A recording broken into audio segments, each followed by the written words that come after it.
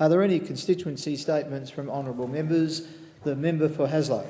Deputy Speaker, I rise today to address some false inaccuracies being distributed in my electorate of Hasluck by the Labor Senator Glenn Stirl.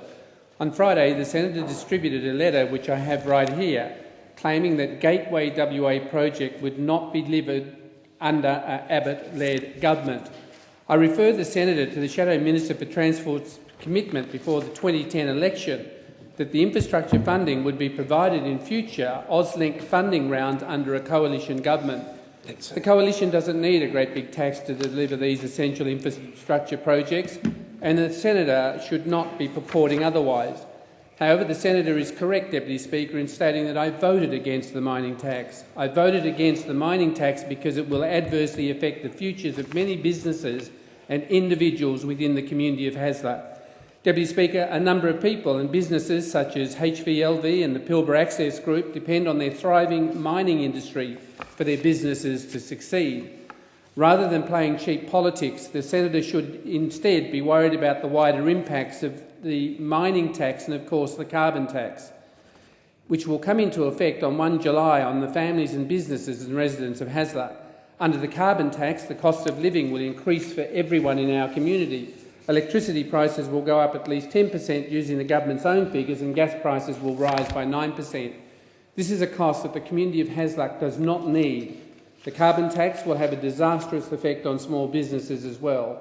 The Senator needs to walk the talk and deliver.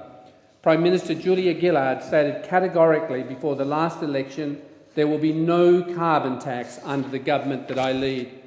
Whatever the Senator really needs, what the Senator really needs to do, instead of distributing clearly false information, is to explain why he voted for the carbon tax, why he voted to put even more costs on the pressures of families and local businesses, and why he supported a tax that was never wanted by the Australian people and was promised not to be implemented by this Labor government. No matter what short-term compensation is given to families, they know that Labor cannot promise that they won't be worse off under this tax. I have residents contacting me daily saying they cannot believe the financial mismanagement and mess that this government has created. The Senator needs to stop the inaccuracies and the falsehoods and start standing up for the community of Hasluck and Western Australia instead of playing cheap politics.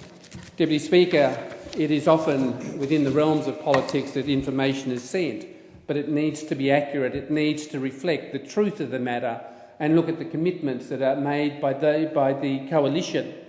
That the matters in terms of the Gateway project was also a state government initiative and is a Commonwealth state initiative and will be delivered under the guidance of the state government. Thank you, Deputy Speaker.